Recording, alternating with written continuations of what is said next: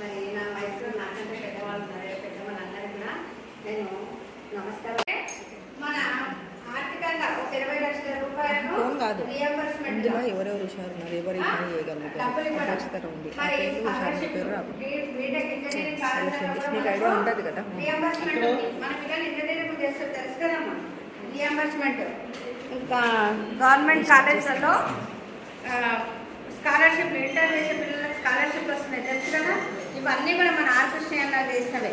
ఇంకా ఇంకా ఇప్పుడు ఆయనకు ఒక వయసు 70 సంవత్సరాలు వచ్చినప్పటికీ కూడా ఇంకా మన బీసీల కోసమే పోరాడుతున్నారు.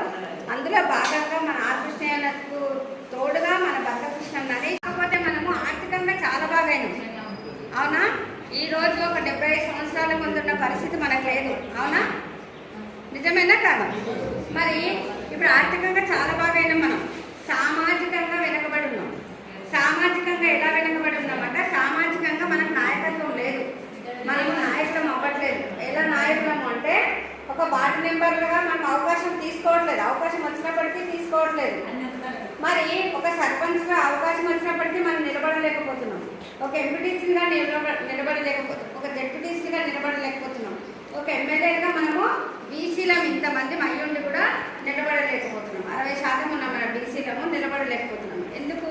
మనం ఆర్థికంగా బాగున్నప్పటికీ. మరి మనకు టికెట్ రావట్లేదు, మేము నిలబడము. టికెట్ రాకపోయినా సరే భారతదేశంలో భారతదేశ పౌరుడై ఉండి ఏర్పడ్డాయి. కానీ మనం ఏమవుతున్నామంటే అందరం కలిసినప్పుడు మనం ఒకరి మాట ఒకరు వినట్లేదు. మన దగ్గర లోపం అదే అవుతుంది. మనం వినకపోవడం వల్ల మనం సామాజికంగా వెనకబడుతున్నాం.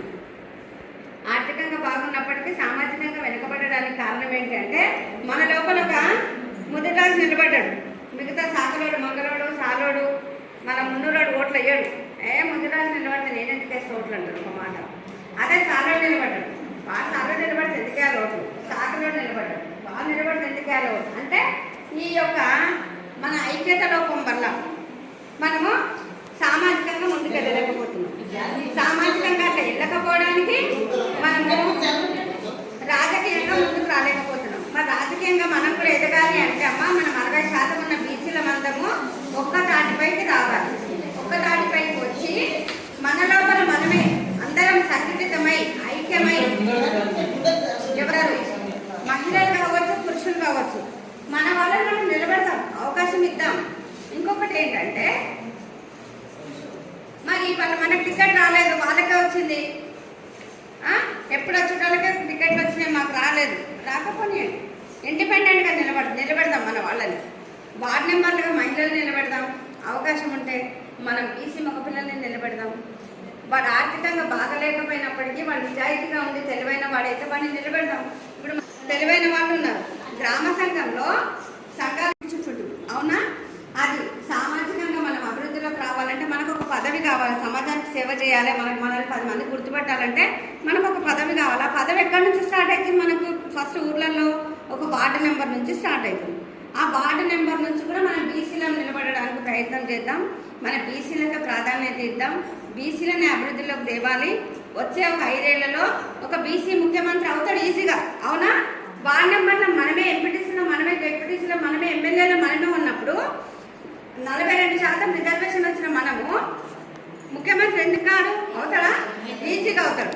అందుకని అవకాశం ఇప్పటి నుంచి మనం మొదలు పెడతాం. ఒక 5 సంవత్సరాల వరకు మన లోపల అభివృద్ధి జరిగే ఒక బీసీ ముఖ్యమంత్రిని చేసుకోవాలనే ఒక ఉద్దేశంతో సామాజికంగా రాజకీయంగా మనం ఎదగాలనే ఉద్దేశంతో ఎదగడం వల్ల మన పిల్లల భవిష్యత్తు అభివృద్ధిలోకి వస్తుంది అనే ఒక ఉద్దేశంతో ఒక నినాదంతో మేము ముందుకు వస్తున్నామమ్మా. ఇంకో ఉద్దేశం కాదు, ఏ రాజకీయ పార్టీలో కాదు. ఎదగడానికి ఒక మనిషికి ఒక పదవి కావాలి. ఆ పదవి పార్టీ కావచ్చు, ఒక కాంగ్రెస్ పార్టీ కావచ్చు, ఒక బీజేపీ పార్టీ కావచ్చు, ఒక టీఆర్ఎస్ పార్టీ కావచ్చు. మరి ఇవన్నీ రాజకీయంగా సమాజానికి సేవ చేయడానికి వచ్చిన పార్టీలు అవునా. ఈ పార్టీలలో మనం నిలబడి మనము గెలిచి సామాజికంగా మనం పైకి అభివృద్ధిలోకి వచ్చి ఒక రాష్ట్ర మంత్రి ఒక ముఖ్యమంత్రి అయ్యే దిశగా మనం పెడదాం. ఎందుకంటే ఈ యొక్క మన రాష్ట్రాన్ని తప్ప మిగతా రాష్ట్రాలలో చాలా మంది బీసీ ముఖ్యమంత్రులు ఉన్నారు. వాస్తవానికి చెప్పాలంటే మన దేశాన్ని భారతదేశాన్ని పరిపాలిస్తున్న మన నరేంద్ర మోడీ గారు కూడా బీసీని. అవునా? మన నరేంద్ర మోడీ గారు కూడా ఒక బీసీ. మరి ఒక ప్రధానమంత్రి అయ్యిండు. మనం కనీసం మన తెలంగాణ రాష్ట్రానికి ఒక ముఖ్యమంత్రి తెచ్చుకోలేమో, మనము తెచ్చుకుంటాం కదా. ఆ తెచ్చుకోవడం వల్ల మన పిల్లల బతుకు బాగుపడతాయి అని అంతే. ఆ ఒక ఉద్దేశంతో మేము బయటకు వచ్చినామమ్మా. మా మహిళల మాకు సంసారాలు ఉన్నాయి, మేము కూడా కష్టపడుతున్నాం. ఇంట్లో సేవ చేస్తూ బయట మా వంతు మన రాష్ట్రానికి సేవ చేయాలి, మన ఊరికి సేవ చేయాలి, మన గ్రామానికి సేవ చేయాలి, మన పట్టణానికి సేవ చేయాలి, మన జిల్లాకు సేవ చేయాలనే ఉద్దేశంతో మేము బయటకు వచ్చినాము. మా వంతు బాధ్యత మేము నిర్వర్తిస్తున్నాం. మీ వంతు మీకు ఈ ఊర్లోనే మన బీసీలో బాగుపడాలని, బాగు చేయాలి, మీరు కూడా బాగుపడాలి, మేము మా వంతు సహకారం చేయాలనే ఉద్దేశంతో వచ్చినాము. ఇంకా పిల్లలకి ఏమైనా ఆర్థికంగా పిల్లలు చదువులో వెనకబడి ఉన్నా, వాళ్ళకి ఒకవేళ గవర్నమెంట్ సీట్లు రాకపోయినా, ఏమైనా పంచాయతీ గొడవలు ఉన్నా, పోలీస్ స్టేషన్లలో అట్లాంటివి భూ పంచాయతీలు ఏవైనా ఉన్నా కూడా మా దృష్టి వరకు తీసుకొస్తే మేము చేయగలుగుతాం. మా వల్ల కాలేదంటే మన జాతీయ అధ్యక్షుడు భద్రకృష్ణ ఉన్నాడు, ఆలకృష్ణ ఉన్నాడు. ఇప్పటి నుంచి ఏ సమస్యలు వచ్చినా కూడా మన బీసీలమే పరిష్కరించుకోవాలని ఒక నినాదంతో మేము బయటకు వచ్చినాం. ఈ యొక్క ఉద్దేశం కనిపిస్తే మీరు కూడా సహకరించాలని ఈ అవకాశం ఇచ్చిన జరుగుతుంది. ధన్యవాదాలు.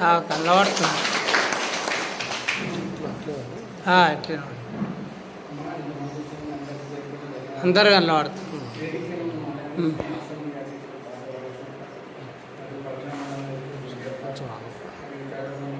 సజెస్ట్ చేస్తాం కొంచెం.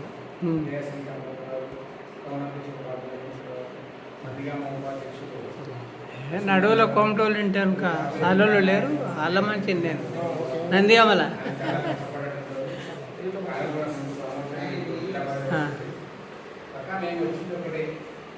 రాజకీయంగా కాదు, ఏ పార్టీతో రాలేదు. ఎవరు డబ్బులు ఇచ్చిందో ప్రచారం చేయడానికి రాలేదు. మాకు ఎవరో బయటకు ఇచ్చిండ్రు, అమ్మ మీ దగ్గరకు వచ్చినాము, మీ పార్టీ పోతే టీఆర్ఎస్ నుంచి, కాంగ్రెస్ నుంచి, బీజేపీ నుంచి ఎవరు మమ్మల్ని పిలవలేదు. మేము వచ్చి బీసీ కులం నుంచి వచ్చాం. బీసీలందరూ ఐక్యతగా ఉండాలి, బీసీలందరూ కలుపుకొని పోవాలి, సామాజికంగా ఆర్థికంగా ఎదగాలి. కొన్ని ఊళ్ళో వార్డు మెంబర్లు భర్త బయట జరుగుతుంటారు, వారిని నిలబడాలి అని అనుకుంటారు. కానీ ఇప్పటి నుంచి ఏంటంటే నిలబడాలి. నాకు ఎన్ని ఓట్లు వస్తాయో, నాకు ఎన్ని మనందరం పిల్లలందరికీ ఓట్లు వేసాం. మనకు కూడా ఓట్లు వేసి చూడాలి కదా, వేస్తారా వేయరా తెలుస్తుంది కదా. మనకు ఓట్లు వేస్తారా వేయరా, అదులో కూడా మనకు ఓట్లు వేస్తారా వేయరా, మన బలం మీద మనం చూపించుకోవాలంటే ఇప్పటి నుండి మీరు కూడా వార్డు మెంబర్ స్థాయి వస్తే వేయండి, సర్పంచ్ స్థాయి వస్తే వేయండి. మేమందరం వస్తాము, అక్క వాళ్ళందరూ వచ్చి మీకు అందరూ హెల్ప్ చేస్తుంది. మేము 100 మందికి వచ్చి మేము ఎవరు నిలబడి వార్డు మెంబర్ నిలబడే ప్రచారం చేస్తాము. ఏ పార్టీకి వెళ్ళైనా ఈ పార్టీ ఆ పార్టీ ముఖ్యంగా నిలబడ్డా కూడా మన అక్క వాళ్ళు మేము ప్రచారం చేస్తాం. సర్పంచ్ నిలబడాలి కూడా లేడీస్ వచ్చి నిలబడాలి. కానీ ఏదైతే బీసీలందరూ వేగం కావాలి, ఒకరినొకరు మనం విమర్శనం చేసుకోకుంటే మనమే ఖరాబ్ అయిపోతాం. వాళ్ళు ఒకరిద్దరు ఉన్నా కూడా వాళ్ళందరూ ఏకాంతంగా పనిచేసి ఒకటే దానికి పనిచేస్తారు. మనం ఇంతమంది కూడా ఏం పని చేయలేకపోతున్నాము. మీరందరూ కూడా కలిసికట్టుగా పనిచేసుకుంటారు. కోరుకుంటూ చిన్న అవకాశం ఇచ్చిన